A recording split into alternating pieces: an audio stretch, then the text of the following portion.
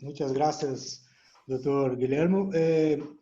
Então, vou passar a palavra ao doutor Diego Andrés Miranda, para que, se possível, com certa brevidade, pelo tempo avançar da hora, falaras para nós sobre uma ou duas normativas, legislações que seu país introduziu em ordenamento jurídico agora por conta da pandemia.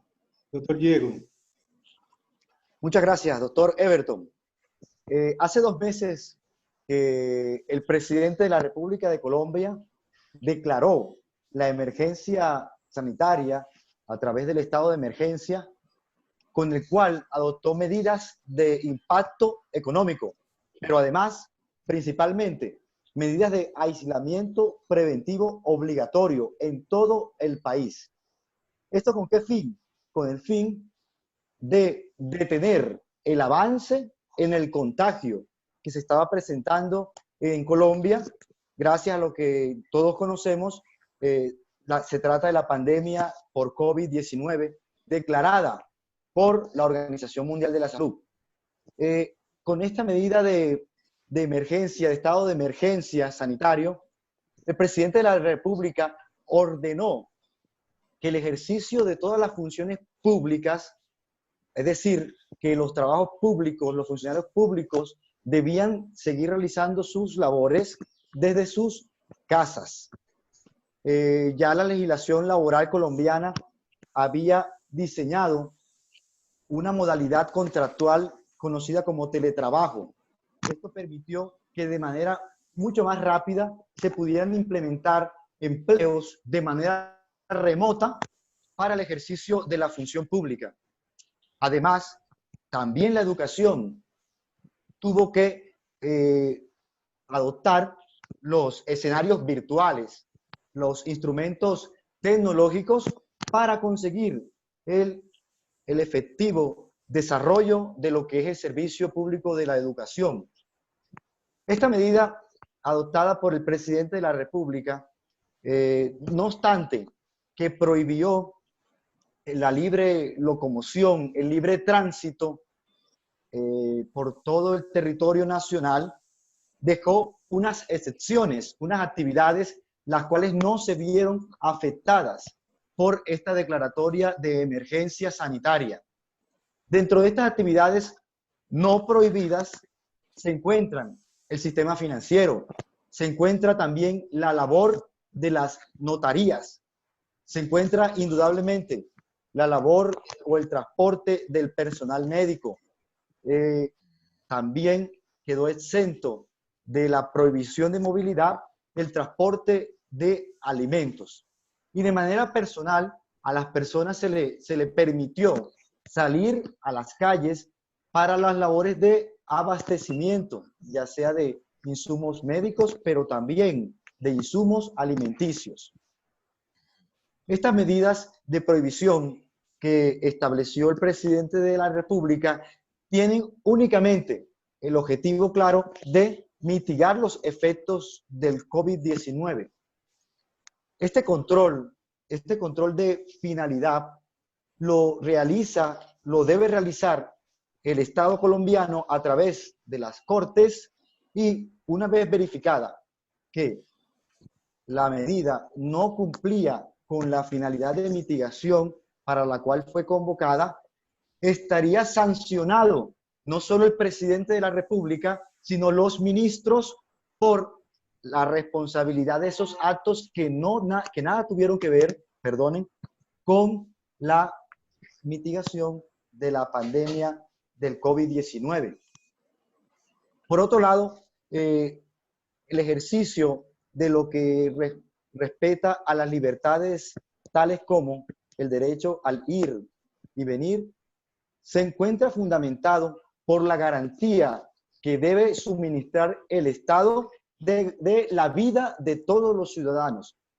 Entonces, dado el riesgo inminente que presenta la humanidad ante esta situación sanitaria, prevalece la obligación del Estado de garantizar la vida de sus ciudadanos a través de estos mecanismos que en algunos casos consisten en la prohibición de otros derechos de carácter individual. En relación a los eventos masivos se prohibieron. En primera medida se prohibieron los eventos masivos de más de 500 personas. Dicho número se fue restringiendo poco a poco al actual, en el que está prohibido cualquier tipo de reunión. Otras actividades, digamos, del campo económico también se vieron afectadas por esta medida administrativa surgida por el estado de emergencia. Hago referencia a los establecimientos de comercio que tienen directamente una venta al público. Específicamente, establecimientos comerciales dedicados al entretenimiento, discotecas, bares, pero también restaurantes en donde tienen servicio a la mesa o atienden directamente a sus clientes en el establecimiento o local comercial. Estas actividades fueron prohibidas de manera parcial porque pueden seguir suministrando sus productos, sus bienes o servicios, pero para que sean consumidos en los hogares. No se puede ofrecer ni bebidas, por lo menos en el caso de los bares, de las discotecas, sino para ser consumidos en los hogares, en los apartamentos, etcétera. La misma situación les cobija a los propietarios o empresarios de restaurantes, los cuales pueden vender sus servicios para ser consumidos en los hogares y en las casas. El transporte también sufrió limitaciones. Está prohibido el transporte que no sea transporte de personal médico o transporte de ayudas humanitarias. Asimismo, tampoco se prohibió el transporte de carga, toda vez que muchas de las zonas apartadas del país carecían o carecen tal vez aún de insumos médicos suficientes, los cuales solamente son satisfechos a través del transporte aéreo de carga. Y lo mismo ocurre cuando ciudadanos nacionales o extranjeros con residencia permanente en el país desean retornar a él. El gobierno ha facilitado la posibilidad para que estos cumplan la medida de aislamiento preventivo obligatorio directamente en sus domicilios principales. Por lo tanto, la prohibición de transporte, incluso de personas, fue prohibida de manera parcial. Asimismo, como otro tipo de actividades que poco a poco se han ido reactivando. Ejemplo de ello, la manufactura fue una actividad que en principio fue prohibida como la mayoría de actividades, pero que dada la necesidad de producción de insumos médicos tales como trajes, etcétera, se le otorgó la posibilidad de retomar actividades con el fin de suministrar estos bienes tan necesarios en esta época de pandemia. Lo mismo ocurrió con los empresarios y aquellas industrias de insumos tan importantes como es el alcohol, como son tapabocas, que al inicio de la pandemia se vieron escaseados por la alta demanda que sufrieron. Por lo tanto, el gobierno de Colombia de inmediato, en virtud del estado de emergencia, ordenó a los fabricantes y dispuso de una licencia especial a través de la institución que en Colombia regula el licenciamiento para la producción de bienes que hayan sido transformados y que sean de disposición al público. Repito, otorgó una licencia especial para que la manufactura colombiana pudiera producir alcohol comercial, también tapabocas. Esto permitió que de manera inmediata se abasteciera el mercado que estaba solicitando estos bienes y servicios de manera urgente. Asimismo, poco a poco se han ido restableciendo actividades económicas o empresariales, tales como la construcción, la cual fue permitida retomar hace pocos días, siempre y cuando la alcaldía de cada municipio autorice a través de protocolos. Un ejemplo muy importante de esta situación es la alcaldía de Bogotá, Colombia, la cual pues se ha destacado a nivel mundial como una ciudad que ha implementado medidas con mayor eficiencia para detener el avance de este importante virus. Acá en Bogotá, la alcaldesa de la ciudad ha solicitado y exigido protocolos estrictos a las construcciones para que éstas puedan retomar sus actividades.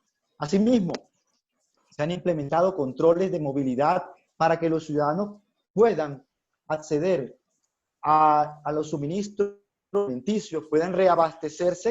Se ha implementado controles ciudadanos como pico y cédula, en donde, de acuerdo al último número de identificación de la persona, puede o no salir a hacer el mercado. También se han presentado ejemplos similares en donde no se utiliza el número de identificación o cédula, sino que se utiliza el género de la persona.